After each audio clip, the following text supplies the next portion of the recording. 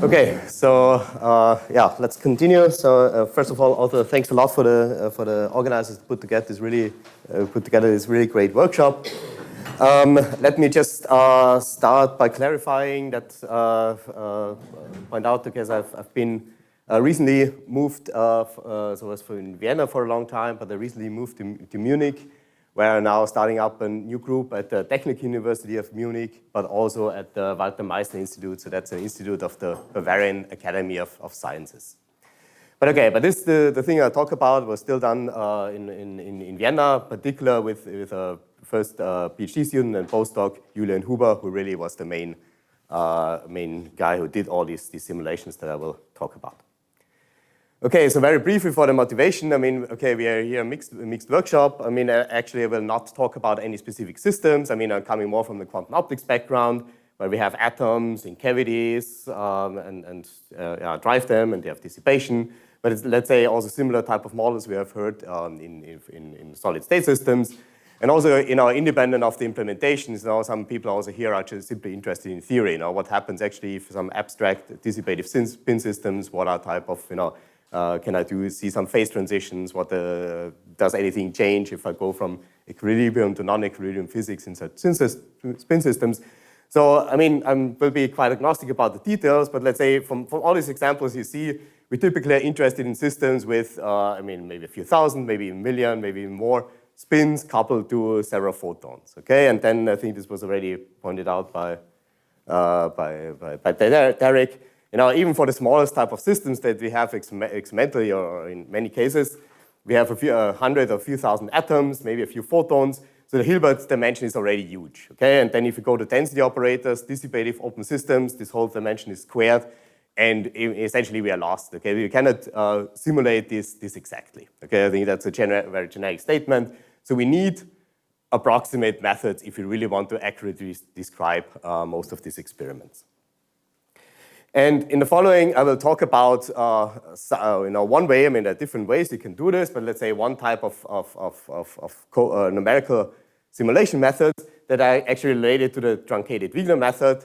And these are some works some papers we published in the past 2 years, where there's some variants of the underlying principle that I will explain now in more detail.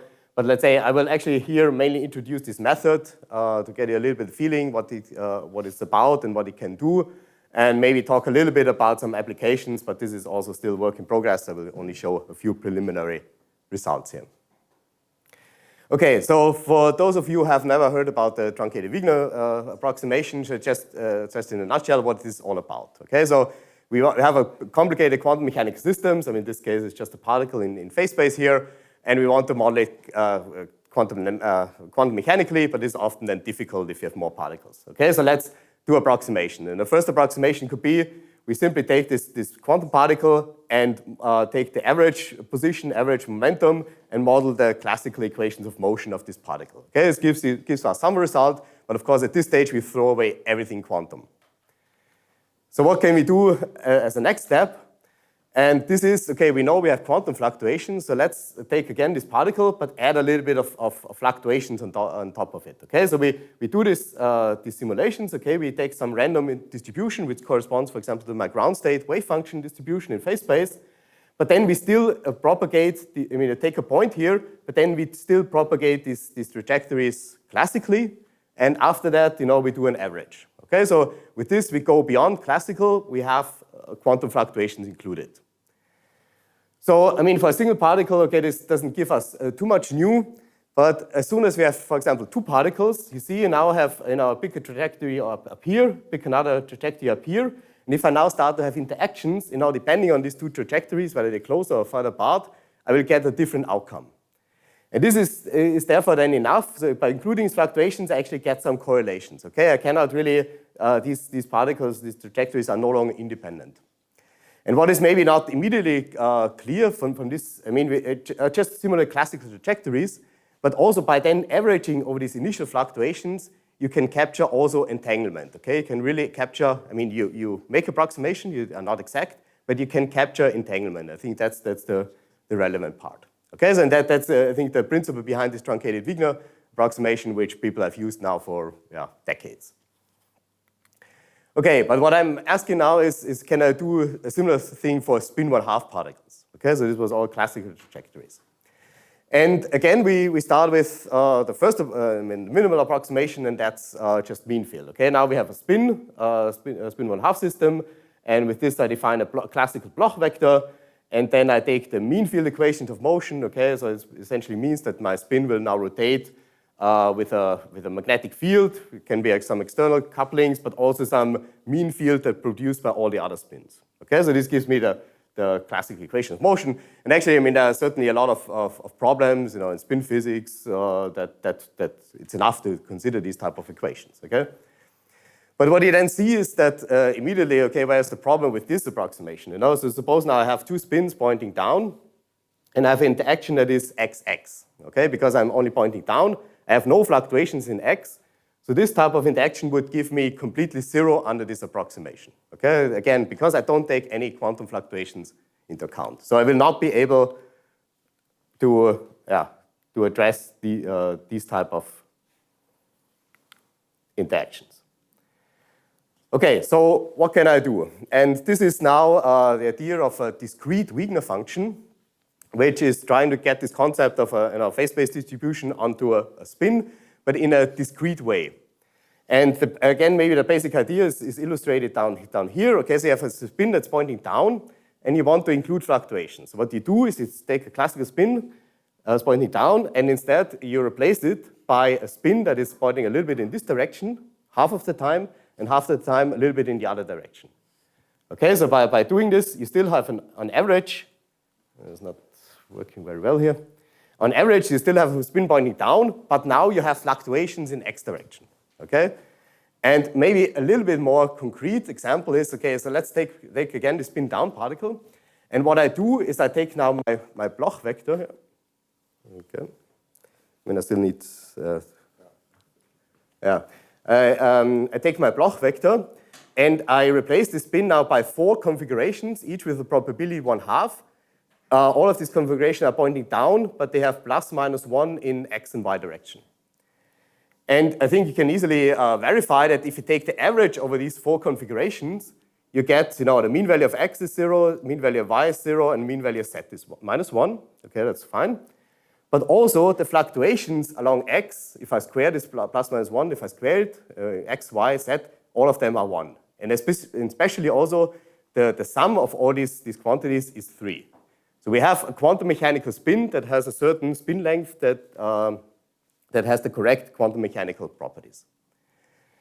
And this is now essentially the basic idea of this method that Johannes Schachenmeier and Maria Ray came up in a few years ago, which is essentially now this discrete truncated Wigner approximation, where you start with a bunch of spins. You describe all the spins classical dipoles, but you draw them randomly from this distribution I just shown you. Okay, so you get some random fluctuation in spin. Then you take the spin, you evolve them according to mean field equations of motion, and then you calculate some averages, and then you do this many times and get some mean field distribution. Yeah? And this is, again, I mean, they also showed in this early paper, but then also many papers after that this is really a very powerful and very accurate method to do all types of spin squeezing experiments and so on. So it's really kind of a powerful way to describe large spin systems. Okay, so, but the thing is, what we're also focusing on here is also dissipative spin systems. Okay, so now we have not a Hamiltonian, but we have a master equation where we have dephasing, maybe decay, and so on. Okay, some damping term. And of course, I can do now the same. Okay, I can take this master equation and calculate the mean field equation of motion for these spins. But then you see that now you get damping terms. Okay, so even if you start with this configuration where I had a perfect quantum spin in the beginning, if I start to evolve the system, it will essentially evolve into a classical spin. And after a while, especially if you go to steady state or so, I would lose all fluctuations. Okay, so this doesn't work. In the case, that's already the answer here. So what we do in this case, okay, if we have damping, this will reduce the spin length. So to compensate for it, we have to add fluctuations. Okay, so that's the main idea.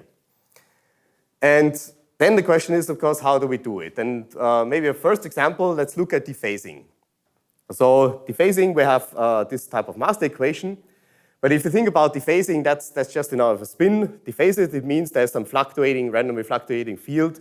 So I can actually mimic this dephasing master equation by coupling it to a Hamiltonian with a rapidly fluctuating magnetic field, essentially. Yeah? So this is, and because I have this Hamiltonian, okay, I can still write down my mean field equation for my spin. It's just a rotation around this z-axis, but with a fluctuating magnetic field. And now there's a little bit, okay, because I'm now dealing with a stochastic, I mean, if this is a constant field or a slowly varying field, I mean, you know how to solve it. Because it's now a fluctuating field, one has to be a little bit more careful. Okay, in particular, pay attention that this is a stochastic equation in a Stratonovich type of form, if you have heard about these terms before. And for numerical simulations, we want to convert this into Ito form. And essentially, it means that to simulate such a type of equation, what I do is kind of do an Euler integration at each step in time. I mean, I have these losses, so I have these loss rates here that are generated by the second order effect of this rapidly fluctuating field here, and which would mimic my decay. But also I add this noise, where here this dW are Wiener increments, so I just add a random Gaussian fluctuation each time step when I do my Euler integration. And the thing is, okay, if I then take this type of equation, because I have this noise term, I have loss of my length of my wave vector, but I also have this noise, which on average then restores the fluctuations of my spin. Okay, so in this case, I restore the spin length over the dynamics, so this kind of works. Okay, now I can also go to decay. And for decay, I mean, I don't have this immediately classical fluctuating field type of model because I couple to a quantum environment. But what I can do is, and that's at least people who are working in quantum optics here should be familiar with quantum Langevin equations. So in principle, I can also write down equations of motion for my sigma operators. So these are still kind of valid equations. So I have decay for my operators, but then I add quantum noise. Okay, so these are these F in hat operators here. So these describe the quantum environment. And again, I mean, this is perfectly valid, but what I actually want to have is actually a classical version of these equations. And because now I have a quantum noise operator here, it's not so, I mean, how do we convert now these operators, they have non-trivial commutation relations and so on, to a classical noise process. And yeah, so there's some, I mean, there's no prescription that you can follow. But then you can say, let's say, I know from the truncated Wigner approximation for classic, let's say, for continuous variable systems, actually in this case, I would replace F, these noise operators, by this Wiener noise here with the square root of 2. You know, somehow Wigner function, you add half a quantum of fluctuations to it. So that's the rough prescription. But then, let's say, you can do this, but then you, again, evaluate how this, sorry, mixing up the two things, how the spin length evolves over time. And now you see that still, even though you have added this noise, on average, the spin length still decays. And then you can say, maybe, okay, I use another choice of replacements here, but actually you can convince yourself that there is not any method, any noise process that you can add there, such that this is exactly 0. Okay, so and this is probably also the reason why there was not so much work in this type of simulation methods for spins so far. So in the end, what we did is not trying to get, okay, this thing spin length conserved exactly, but at least do as good approximation as possible. Okay, so in the end, this was then also my student back then. I mean, played around with this noise process. In the end, he came up with some noise terms here. Again, I mean, they are not systematically derived, but you see that they do the job. Okay, so the spin length is a function of time. I mean, it's not exactly 0 here, but at least as I start in a state where this SZ squared is about 1, you know, it's almost conserved. Okay, so that's kind of the best that we can do in this case. Okay, and now putting this together, okay, we can now have this dephasing process, we have the decay process again. So both of these results, I mean, first of all, they reproduce the mean field result. I mean, that's of course the necessary step. And now, both of these processes conserve the spin length at least to a very good approximation. And then in numerics, actually, we see that this is really almost, in most cases, it's almost perfectly conserved. Okay, so yeah, so and this then brings us to this dissipative version of this discrete truncated Wigner approximation. So again, we start with this initial type of configuration. We draw these random configurations, but then instead of evolving according to the mean field, to the deterministic mean field, we evolve according to a stochastic mean field equation where all the spin have these noise processes, and in the end of the day, we average over many samples. Okay, so now the question is, I mean, does this work? Okay, and to convince you, have to test it against some known dynamics, And let's say one example here is first of all, I mean, here we have some 64 spins. We prepare them along the x direction, and we switch on some interactions between them. So these are short to long-range interactions, so different power law decay of these interactions, CC interactions. So this Hamiltonian produces spin squeezing. And we look at the squeezing parameter. I mean, we add a little bit of noise, and for different interaction strengths, okay? So for example, alpha 6 would mean actually quite short-range interactions. Alpha 0 is completely long-range interactions. And we see that we have squeezing in the system, and it's really accurately reproduces. So the solid lines are the exact result for this system. And squeezing, just as a reminder, means is a witness for entanglement. Okay, so I can use this system to describe entanglement in a spin system. Okay, so but let's say this is now a transient behavior. Okay, so I evolved this for a certain time. What we're also interested in steady state. Okay, so we have to evolve it for a very long time. So does this work? So here we have another example where we can do still some comparison with exact numerics. So now we have a kind of many bodies, so collective spin model. So we drive the spins with a common omega.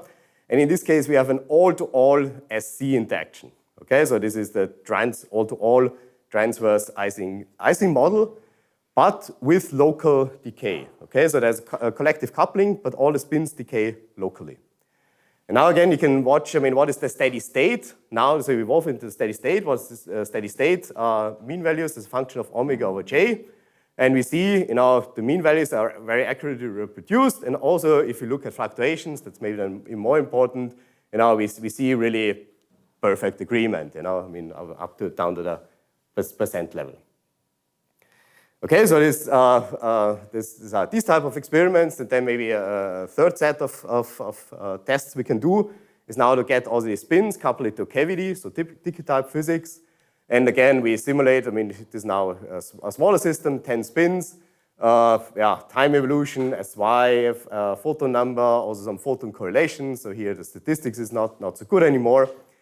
But what I would also like to emphasize here, okay, so this is the SC component.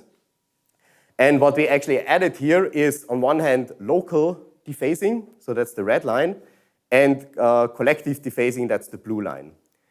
And in the blue line, you would remain in the fully symmetric Dickey manifold, okay? So you don't couple to any other Dickey states, and we expect that this should be very accurate in this regime.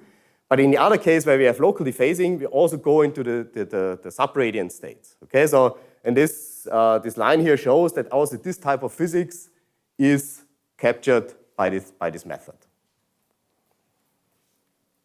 Okay, maybe just one comment here, and also because when we submitted this, there was a lot of discussion with the referee about adding this noise. That's just trivial. You do it the same as you do with you take these Langevin equations and so on.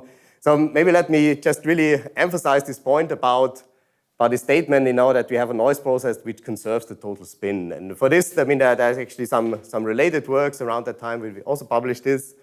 And so a related method, the first one is essentially taking these quantum Langevin equations and doing this noise replacement that I said before.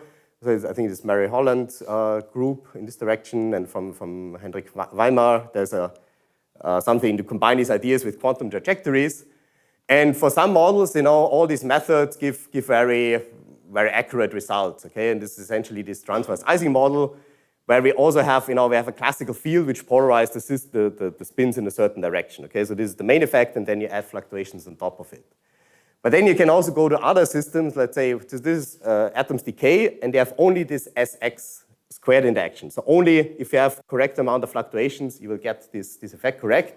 And again, then we see in this type of models, so our method here really reproduces the result, while the other methods, can convince yourself, they don't conserve the spin length on average, and that's why you can get easily wrong results if you don't pay attention to this.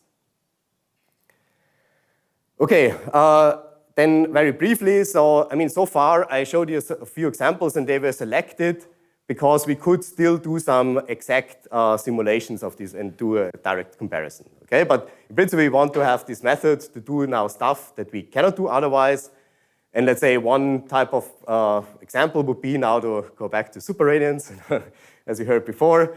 But now we can really put in a computer 10 to the 6, 10 to the 5, maybe even a million atoms. We prepare them in excited state, they couple to a damped cavity. Okay, so if we can look at the photon output, and then we can add something like inhomogeneous debroadening, Markovian dephasing, dipole-dipole interactions, and simply see how the system decays.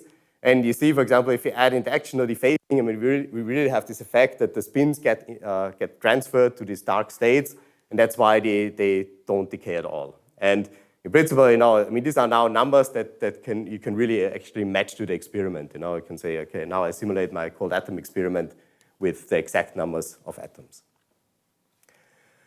Another class of problems then is what I want to just mention now briefly as a last point. And these are now these kind of dissipative spin models. Okay, so a lot of people here also in the audience are interested in spin models, phase transitions in spin models, but now under the influence of dissipation. And one example would be here this anisotropic XY model, now adding with dissipation. So what we do here is a sigma plus interaction, sigma plus, sigma minus, minus interaction. And there are a lot of other type of models you consider. This is more historically motivated, but maybe also from the fact that this type of model has been looked at. This is Tony Lee paper here, 2013, and what they did, in the first approximation, studied these phase transitions under mean field approximation. And then if you take this model, you actually get a phase transition when gamma over j equals 1. For a large gamma, all the spins are pointing down, and then you have a phase transition into you get a finite polarization in a transverse direction. Okay, but this is mean field, and then several other papers came up. McRaby here, they did some analytic claims that, okay, this phase transition shouldn't be there. We did also some 1D simulations, maybe probably also other people. In the meanwhile, people managed to do the 2D simulation of such a model. And in all these models came out, okay, that there shouldn't be any phase transition for this because the fluctuations are just too large. Okay, so now we can actually take this method and do the simulation, okay? And what I mean by that is we can now go to lattices on the order of 100 times 100 sites, okay? So we can have close to thermodynamic, or approaching thermodynamic limit for the systems. And also what we can do here is to add long-range interactions, okay? So that's maybe not so easy with matrix product states and so on, but it's rather simple for this type of simulations. Okay, so now we have the system, we can simply look at the steady states. And again, so just keep it short, okay? So this would be now kind of the phase diagram that we get out of this. And so what you see here, again, so this is kind of the ratio between my spin-spin interactions and the damping rate. And on the vertical axis here, I have this parameter alpha. So alpha small means long-range infinite interactions, alpha large means short-range interaction. And now you see kind of this type of the phase diagram. So here is again this set 2 symmetry broken phase that I mentioned before in this Tony Lee paper. But what do we see now? Okay, so we see, for example, if I go now to short-range interaction, so nearest neighbor interaction would be up here, we actually don't see this phase transition. Okay, so this kind of first of all confirms these other papers. And here we really see that all these quantum fluctuations, so mean field is not enough. We have to add these quantum fluctuations. And we see that up here, this is really washed out. So nearest neighbor, there's no phase transition. But on the other hand, we can also go to the infinite induction limit, and their mean field should hold again. Okay, and then indeed we see here the mean field result at 1, which describes this transition. And again, mean field would just give us this line.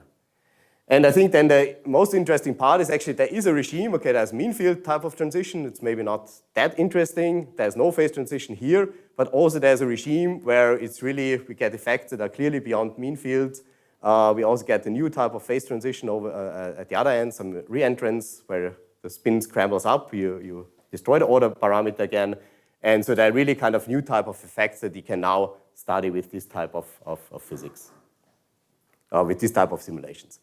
And then again, because we can simulate not only 4x4 lattices or something like that, but we can go to something like 100 to 100. We can now also look at something like correlation lengths, spatial correlations in such spin systems, which to my opinion are, my knowledge, I think are so far not really accessible with other methods that people use. I mean, here I have to say that these are some older results, so that we're still fighting with fitting and doing this quantitatively. There's some, you have to be very careful to do all this fitting and so on correctly, but I hope that there will be some more specific results soon. Okay, with this I'm also at the end, and again, the basic conclusion, and I think it's really, for a lot of these systems we heard here, I think this, I mean, it's of course not universal, there are lots of things where it also fails, but all these systems where you have a large number of spins coupled to a cavity, long-range interactions and so on, so these methods should be very, very accurate. And now it then allows you more or less to simulate, almost simulate real experiments.